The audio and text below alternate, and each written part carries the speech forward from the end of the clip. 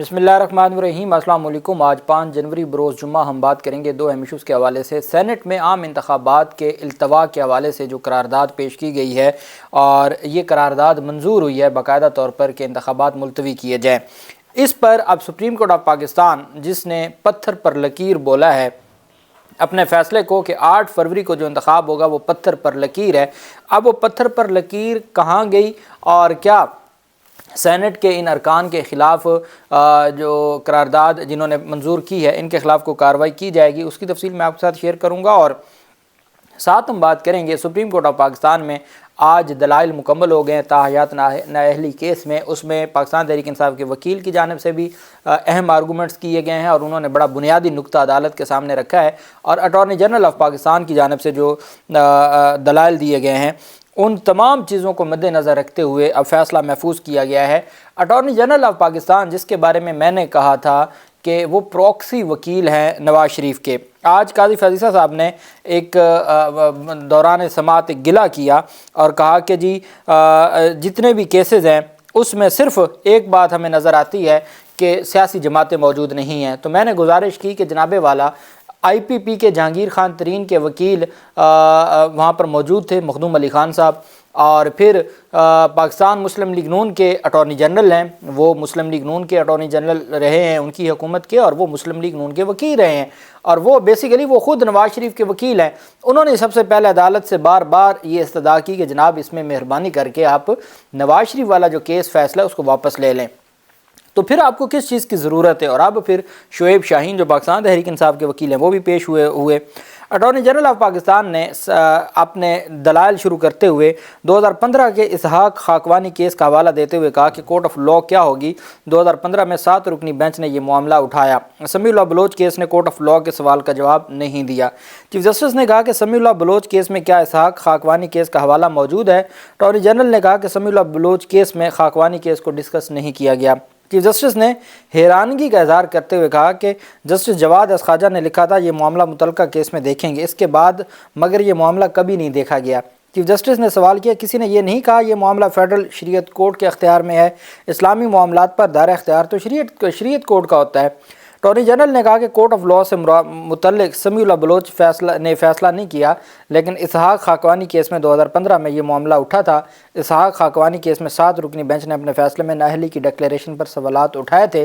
اسحاق خاقوانی case میں یہ کہا گیا کہ نااہلی سے متعلق سوالات کا آئندہ کسی کیس میں عدالت فیصلہ کرے گی۔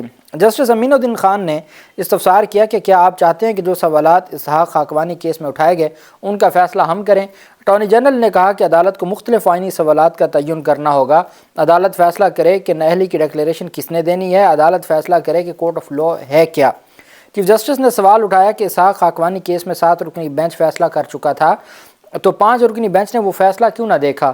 سپریم کورٹ کا 5 رکنی بینچ 7 رکنی بینچ کے فیصلے کو کیسے نظر انداز کر سکتا ہے؟ سمیع اللہ بلوچ میں 5 رکنی لارجر بینچ نے ماضی کے فیصلے کو نظر انداز کر کے تاحیات نااہلی کا فیصلہ کیا۔ اس کے ساتھ ہی اٹارنی جنرل کے دلائل مکمل ہوئے اور اٹارنی جنرل آف پاکستان بڑی بری طرح میں سمجھتا ہوں کہ وہ ناکام ہوئے، اور ان کے پاس کوئی سوال تھے نہیں، ان کے پاس کوئی ایسی بات تھی نہیں کرنے کو۔ پاکستان تحریک انصاف کے وکیل جب شعیب شاہین روشن پر آئے اور انہوں نے کہا کہ میں پی ٹی آئی کے جانب سے پیش ہو رہا ہوں، جس پر چیف جسٹس نے خوش آمدید کہا اور کہا کہ کب سے انتظار کر رہے تھے کہ کوئی سیاسی جماعت آئے۔ وکیل شعیب شاہین نے کہا کہ الیکشن ایکٹ میں ترمیم فرد واحد کے لیے کی گئی ہے، پارلیمنٹ نے فرد واحد کے لیے ترمیم کر کے سپریم کورٹ کی 62(1)(f) کی تشریح غیر مؤثر کر دی ہے۔ پاکستان تحریک انصاف کے وکیل نے واضح طور پر کہا ہے کہ جناب جو یہ الیکشن ایکٹ کے سیکشن 232 میں جو ترمیم کی گئی ہے وہ کوئی آئین کی پاسداری کے لیے نہیں، وہ کوئی قانون کی پاسداری کے لیے نہیں، وہ کوئی عام آدمی کے لیے نہیں، وہ صرف فرد واحد نواز شریف کے لیے کی گئی ہے، اس کے علاوہ اس کا کوئی اور مقصد نہیں ہے۔ اور 62(1)(f) میں جو سپریم کورٹ نے تشریح کی اس کو غیر مؤثر کرنے کے لیے کی گئی ہے، جس کو یہ غیر مؤثر نہیں کر سکتے۔ چیف جسٹس نے ریمارک دیا کہ ہم تو الیکشن ایکٹ نہیں اپنا فیصلہ دیکھ رہے ہیں، الیکشن ایکٹ کو چیلنج کریں تو اسے بھی دیکھ لیں گے۔ وکیل پی ٹی آئی نے کہا کہ آرٹیکل 62(1)(f) سے متعلق آئینی ترمیم لازمی ہوگی، الیکشن ترمیمی ایکٹ میں خامیاں ہیں۔ پاکستان تحریک انصاف نے کہا جی کہ ہم یہ سمجھتے ہیں کہ اس میں ترمیم ہونی چاہیے آئین میں، اگر ان کو لگتا ہے کہ تاحیات نااہلی نہیں ہونی چاہیے، اس کا واحد حل آئین میں ترمیم ہے۔ इलेक्शन एक्ट में जो तरमीम की गई है वो फ़र्द वाहिद को फ़ायदा पहुंचाने के लिए दी गई है। चीफ जस्टिस ने कहा कि इलेक्शन एक्ट से मसला है तो उसे चैलेंज करें। चीफ जस्टिस ने शोएब शाहीन से मुकालमा करते हुए कहा कि तहरीक इंसाफ ने हमारे सामने कोई दरख्वास्त नहीं की। जस्टिस जमाल ने PTI वकील से मुकालमा किया कि बड़ी देर कर दी मेहरबान आते आते। शोएब शाहीन ने कहा कि हम तो आजकल देर ही कर रहे हैं। इसके साथ ही सुप्रीम कोर्ट में जो चीफ जस्टिस उमर अता बंदयाल जो साबिक चीफ जस्टिस हैं उनके हवाले से सवालात उठाते हुए काजी फजीसा साहब ने कहा कि जो खाकवानी केस में 7 रुकनी बेंच था, समीउल्लाह बलोच में 5 रुकनी बेंच था। 7 रुकनी बेंच ने यह मामला लार्जर बेंच देखेगा। 7 रुकनी बेंच ने कहा यह मामला इससे भी बड़ा बेंच देखेगा। चीफ जस्टिस ने कहा बाद में 5 रुकनी बेंच ने समीउल्लाह बलोच केस में 5 रुकनी बेंच ने इस पर अपना फैसला कैसे दिया। या तो हम कहें सुप्रीम कोर्ट जजेस का एहतराम करना है या कहीं नहीं करना। जस्टिस आसिफ सईद खोसा ने खाकवानी केस में भारी नोट लिखा, मैं इस नोट से इख्तलाफ कर नहीं पा रहा। उन्होंने कहा कि इस मामले पर कुछ नहीं कर सकते। अटॉर्नी जनरल ने कहा कि इसहाक खाकवानी केस भी अपनी जगह बहुत अहम था लेकिन आइन और कानून भी बड़ा वाज़ेह है। चीफ जस्टिस ने रिमार्क दिया कि पार्लियामेंट ने तय कर दी है। मंसूर अली शाह साहब ने सवाल किया कि आप जो बात कर रहे हैं इससे लगता है कि हमने पहली रुकावट अबूर नहीं की। डिक्लेरेशन का तरीक़ाकार क्या होगा ये हम कैसे तय कर सकते हैं। तो उस पर चीफ जस्टिस ने रिमार्क दिया कि पार्लियामेंट ने तय कर दिया है। अब जवाब दे रहे हैं मंसूर अली शाह साहब के सवाल का काजी फजीसा साहब। वो कहते हैं हमने तय कर दी है, पार्लियामेंट ने तय कर दी है। जस्टिस मंसूर अली शाह ने कहा कि पार्लियामेंट ने सिर्फ नाअहली की मुद्दत का तयन किया है, नाअहली की डिक्लेरेशन और तरीक़ाकार का तयन अभी नहीं हुआ।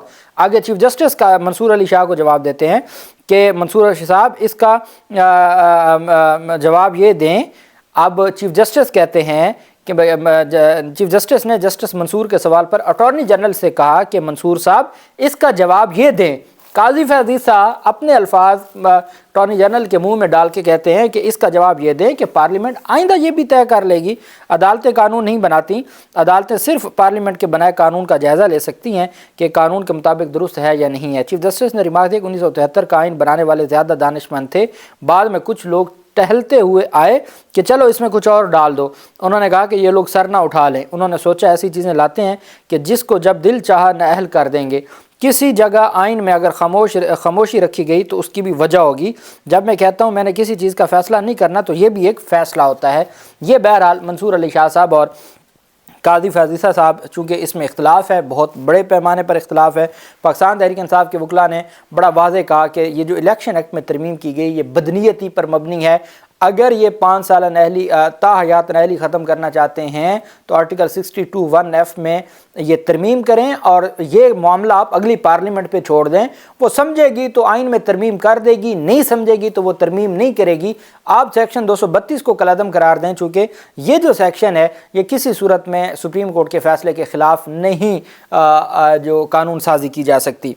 अब आप देखें कि जिस पार्लियामेंट के वो सुप्रीम कोर्ट ने कल कहा था कि अंधी और अगर आधी जमहूरियत भी हो ना मुल्क में वो भी डिक्टेटरशिप से बेहतर है। ये कल काजी फजीसा के रिमार्क से उसी पार्लियामेंट ने उसी जिसका supreme court practice and procedure act के गुण गाते रहे काजी फजीसा साहब, इलेक्शन एक्ट के और पार्लियामेंट की कानून साजी के गुण गाते रहे, उसी पार्लियामेंट के जो अपर हाउस है जो ऐवान बाला है उसमें आज सेनेटर्स ने सेनेट में मुश्तरका तौर पर 3 दफ़ा करारदाद मंजूर की है और 3 दफ़ा करारदाद मंजूर हुई है इलेक्शन के इल्तवा की। काजी फजीसा साहब ने अपने फैसले में कहा था कि ये पत्थर पर लकीर है, अगर किसी को बात करनी है शौक़ है तो वो चुप करके अपनी बीवी से घर में बात करे, वो बाहर बात नहीं करेगा। यहाँ सेनेटर्स ने आज सुप्रीम कोर्ट के फैसले के बरखिलाफ़ ये करारदाद मंजूर की है। और एक बात मैं आपको बता दूं, ये मंसूर अली शाह साहब ये मामला समझते हैं, उन्होंने आगे मुस्तकबिल में चीफ जस्टिस भी बनना है। उनको पता है कि ये रास्ता हमने खोल दिया तो कल पार्लियामेंट सुप्रीम कोर्ट के फैसले के ख़िलाफ़ एक कानून ले आया करेगी, सादा जो कानून साजी है वो ले आया करेगी और सुप्रीम कोर्ट के फैसलों को उड़ा दिया करेगी। ये पता है मंसूर अली शाह को कि ये रास्ता खुल जाएगा, इस वजह से वो इस मामले में बड़े डट के खड़े हैं और काजी फजीसा साहब से उनके जो रिमार्क्स का टकराव भी सामने आ रहा है। अब मुझे ये बताएं कि जब सुप्रीम कोर्ट ये सारा कुछ कह चुकी है तो अब जब ये पार्लियामेंट की जो है वो कानून साजी है या पार्लियामेंट की जानिब से कोई करारदाद मंजूर की गई है तो क्या सुप्रीम कोर्ट अपने फैसले का हया करेगी या वो पार्लियामेंट में मंजूर हुई इस करारदाद का? क्योंकि ये मामला तो बहुत सीरियस हो गया। اور دوسری بات، جب سپریم کورٹ نے کہا تھا کہ اگر کسی نے بھی کوئی ایسی بات کی، پاکستان تحریک انصاف کے وکیل بیرسٹر عمیر نیازی لاہور ہائی کورٹ میں گئے تو ان کے خلاف توہین عدالت کا نوٹس آپ نے جاری کر دیا، تو کیا آپ ان سینیٹرز کو بھی آپ توہین عدالت میں بلائیں گے؟ وہاں تو آپ نے کہا جی کہ آئینی پٹیشن فائل کرنا انتخابات ملتوی کروانے کے مترادف ہو سکتا ہے، یہاں تو اگلوں نے قرارداد منظور کر لی ہے۔ تو جناب والا، یا تو آپ اگر نواز شریف کے لیے بنائے گئے قانون کو آپ اس وجہ سے درست فرما رہے ہیں چونکہ یہ قانون نواز شریف کو فائدہ دیتا ہے، چونکہ یہ قانون پارلیمنٹ نے پاس کیا، تو یہ بھی پارلیمنٹ کی قرارداد ہے، پھر آپ 8 فروری کے فیصلے سے ہٹ جائیں۔ تو یہ ایک بڑا معاملہ ہے کہ قاضی فاضل عیسیٰ صاحب ان کے خلاف توہین عدالت کی کارروائی کرتے ہیں یا پارلیمنٹ کے تقدس میں پیچھے ہٹ جاتے ہیں۔ یہ معاملہ بڑا واضح ہے اور یہ جو چیز ہے وہ نظر آئے گی۔ سینٹ میں عام انتخابات ملتوی کرنے کی قرارداد 2 بار کثرت رائے سے منظور ہوئی، اور یہ قرارداد جو ہے وہ پیش کی گئی باپ پارٹی کے جو لوگ ہیں ان کی جانب سے۔ سینیٹر دلاور نے، یہ وہ ہیں جنہوں نے عالمی عدالتوں کے حق میں قرارداد پیش کی تھی، تو ان کی جانب سے یہ پیش کی گئی۔ 12 ارکان موجود تھے، ووٹنگ کے وقت سینٹ میں 12 ارکان موجود تھے۔ پاکستان تحریک انصاف کے جو تھے ایک سینیٹر وہاں پر بیٹھے تھے، گردیپ سنگھ، انہوں نے پہلی بار قرارداد کی حمایت کی جب ان کو پتہ چلا کہ یہ تو انتخابات ملتوی کروانے کی قرارداد ہے، تو دوسری دفعہ جب قرارداد منظور ہو رہی تھی اس کی مخالفت کی۔ جبکہ پیپلز پارٹی کے ایک وہاں پر موجود تھے، انہوں نے بھی مخالفت کی، اور مسلم لیگ نون کے سینیٹر عفنان اللہ نے بھی اس کی مخالفت کی۔ اور لیکن جو قرارداد کے متن کے مطابق جنوری اور فروری میں بلوچستان کے کئی علاقوں میں سخت ہوتا ہے، فضل الرحمان محسن داوڑ پر حملے ہوئے، کئی لیڈرز کو دھمکیاں دی گئیں، سینٹ وفاق کے حقوق کا ضامن ہے، اس لیے 8 فروری کو ہونے والا الیکشن ملتوی کیا جائے۔ قرارداد کے مطابق الیکشن کے انعقاد کے لیے سازگار ماحول کیا جانا چاہیے۔ خیبر پختونخوا اور بلوچستان میں دہشت گردی کی کارروائیاں جاری ہیں۔ محکمہ صحت ایک بار پھر کورونا وبا کے پھیلنے کا عندیہ دے رہا ہے۔ چھوٹے صوبوں میں الیکشن مہم کو چلانے کے لیے مساوی حق دیا جائے۔